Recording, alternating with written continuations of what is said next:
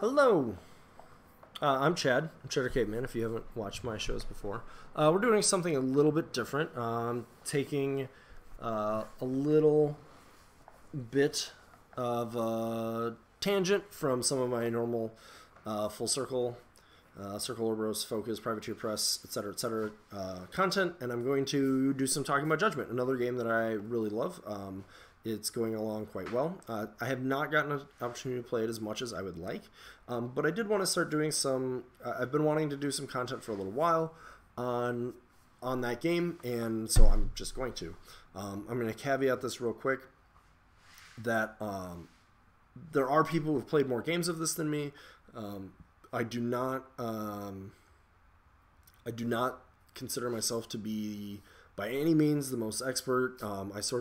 This is one of my caveats when I started my other show like 2 years ago now or whatever it was, that just, anything I say, you should obviously try to get your own informed opinions of, and that like these are just the opinions of one guy who has a camera, a microphone, and likes to hear his own voice. So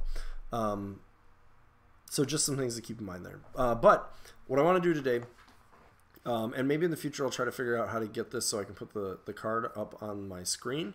But I am going to, I think I already did this, but I'm going to link into the show notes to the print and play section of the Judgment website, and there you can get all the cards. They also have a mobile app.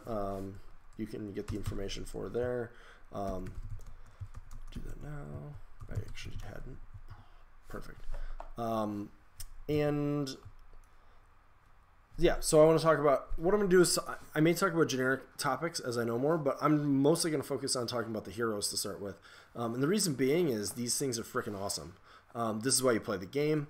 War Machine or Guild Ball to a lesser degree, or Warhammer 40K, a bunch of stuff like that, right? Your army composition like has some character models in it, but it's going to have units and sort of generic sort of things and different factions and things like that. And Judgment, what's awesome about it is that you've got these characterful models. You can own all of them, so like the whole line is open to you, the player. Whereas in some of these other games, I play a faction, so I'm going to focus on that. Now, there's pros and cons to that, of course, too. From a game design perspective, you can kind of do more.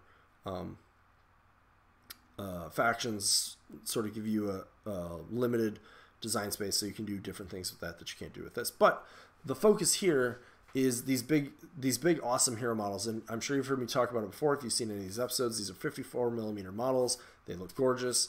They are a ton of fun to play. The gameplay is very unique, and yeah, so that's what I want to focus on talking about in these episodes. And I decided I was trying to decide how I was going to go through this, and I just decided, screw it. I'm going to talk about the one I like the most first, or one of the ones that I like the most first, and like probably is one of the tipping points to me actually like picking this up, and that is Rakkir. If you want to follow along, like I said, you can go to the print and play. You can find Rakkir's card. I'm going to talk about some stuff that's generic, but I'm going to go over his stats and then his abilities. Then we'll talk about what his role is and how he occupies the space. So, and I'm just going to start at the front of the card, work my way down as you would read it from the print and play. So, as I said, it's Rakkir. He's an orc rogue. I'm going to stop there, actually. Just a few caveats. How the heroes are organized, since I haven't talked about this in a while.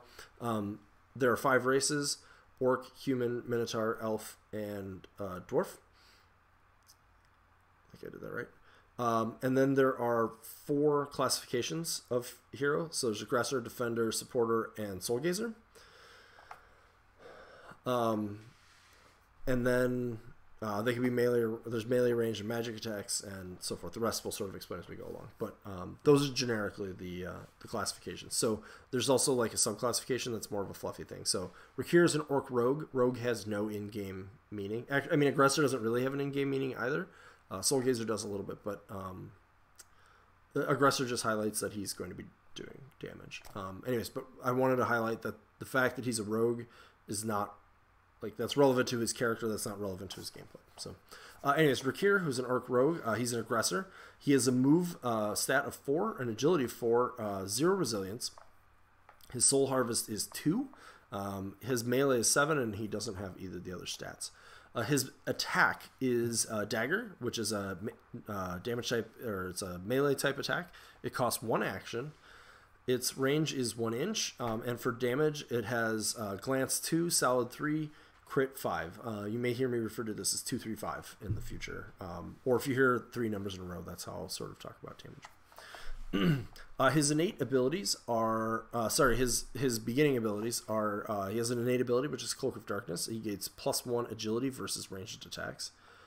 Keep in mind, ranged attacks and magic attacks are not the same in this regard. Ranged, it'll say it's ranged, and then it's ranged. He has a combat maneuver of Poison for 2 symbols. Enemy model damaged by this model's dagger attack gains the Poison condition. And then his active abilities are Shadow Step, which costs 1 action.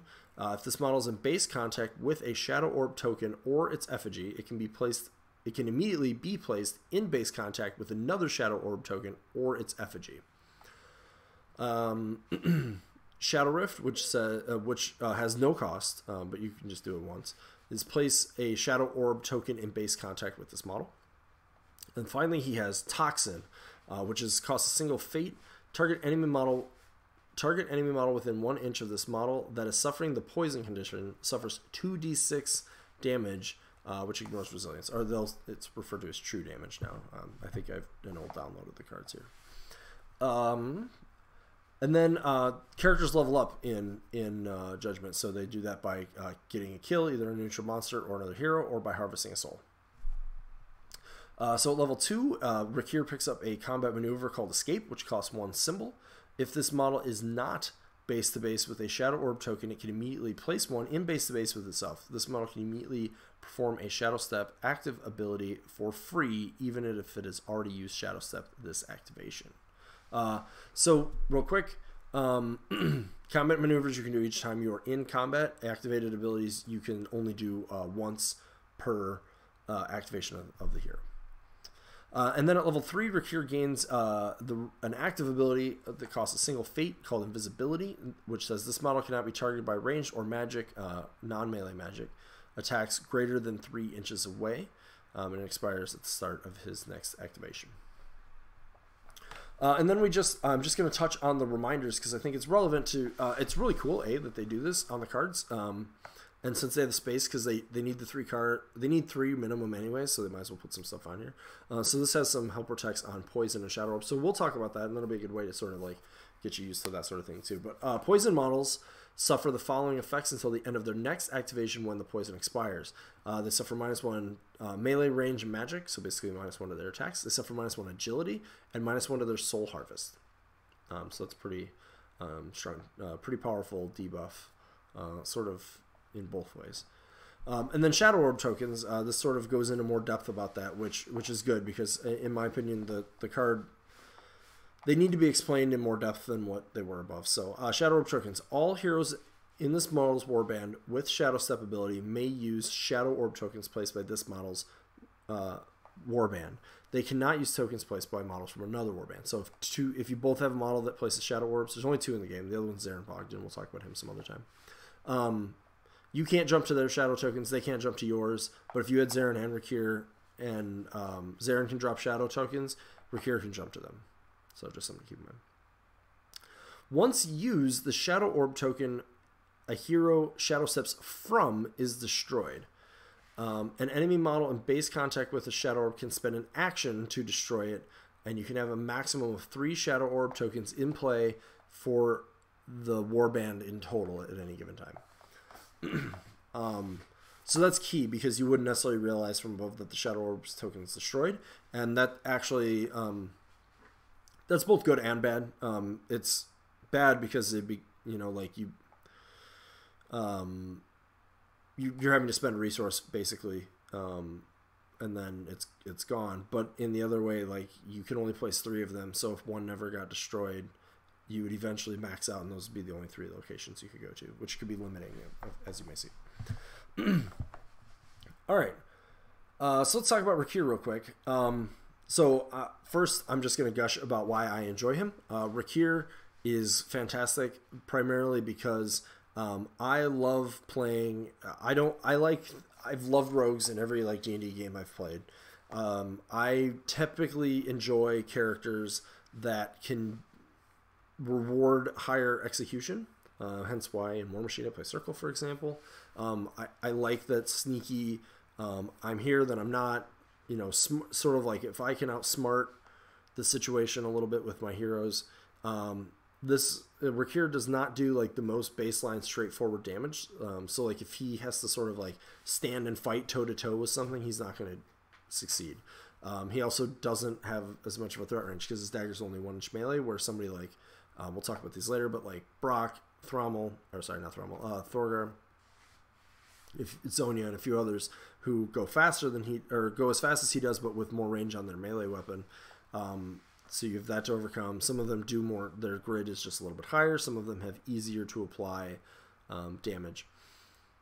Rakkir is going to reward you from being able to like hit and run, to be able to have a big explosive sort of like burst damage situation.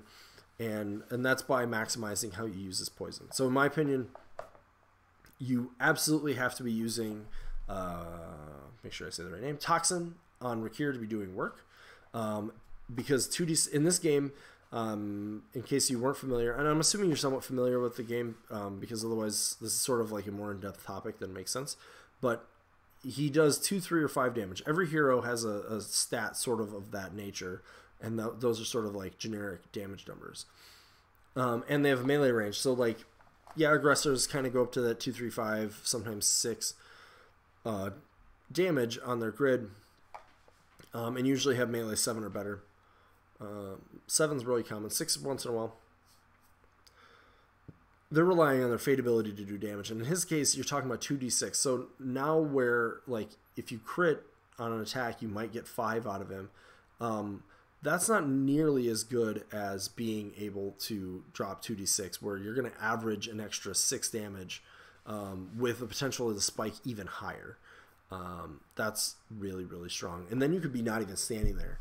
Not to mention that applying the poison also makes it easier. So let's say he had to charge in.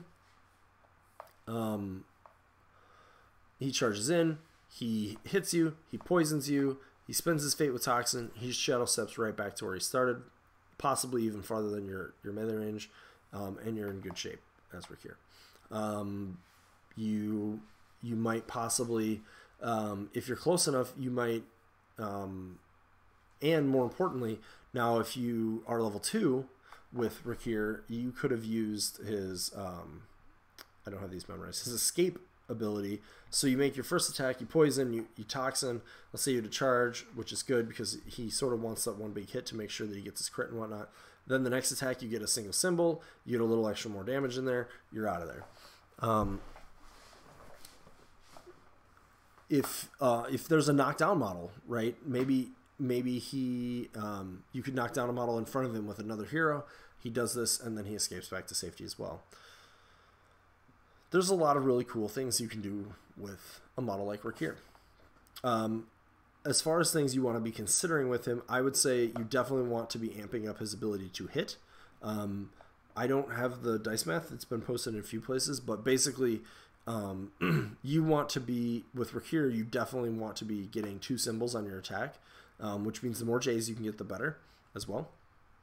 And the way that you can the way that you can help assure that you're going to get those numbers is by making sure you're rolling as many dice as you can on your attacks. And that means things like the Vorpal Blade item are going to be very strong. Bastion, who provides 2 things, right? So being in melee range of a friend, or also his aura of +1. Pardon me. Quick drink. +1 to hit. Knockdown effects, as I mentioned. I'm missing one. The poison itself actually could be pretty key. So you could pair him up with somebody else who does poison. Zafin does poison. Cavardo does poison. I think there's one more that I'm forgetting. So if you can get poison out there originally, Toxin doesn't care that Rakkir damaged that model. Rakkir has a way to poison built in, of course, but Toxin technically doesn't care that he did it. So if something else can poison it, and you can put Rakkir within an inch of that model, cool, then you can do your Toxin. You still can only Toxin once, though, so keep that in mind. Actually, putting the poison out there also is going to reduce their agility. So again, that's going to make it easier for him to hit. That's going to be good because he's going to get better dice rolls. And you want to know what type of target you're going up against as well, because he does have to damage. So there's a few models that have 2 resilience. He won't damage them, which means he can't trigger that. He can't trigger his poison. And as well, there's also...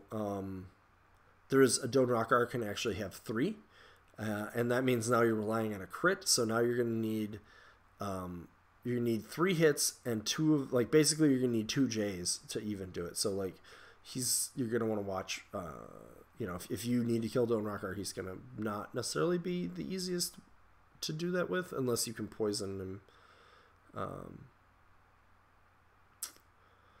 Unless you think you can, like, get a crit somehow or poison him with somebody else or easier. And I don't remember off the top of my head how easy or hard it is for some of the others. But or you can give him the Armor Shredder in that case, which is instead of the Vorpal Blade, if you really think he needs to go in on those targets, you can have him ignoring points of armor. And then finally, watch out for Saiyan, who has a rule that flat out, like, stops models from being poisoned. So, like, that kind of counters a lot of what Rakkir wants to do. So either you need to focus on a target she didn't give that ability to, or you want to be able to ban her out if you can. He also becomes important as a counter pick to things like range attacks, because he goes up to agility 5 against those anyways, and if he gets level 3, he gains invisibility that makes him very strong into things like that. Trying to think. He doesn't have the most defensive abilities, you know, so as most aggressors do, you are going to want to try to keep him safe. He's only got a soul harvest of 2, so it's unlikely that you're really going to want to be trying to utilize him in that regard. Yeah, so that's Rakkir.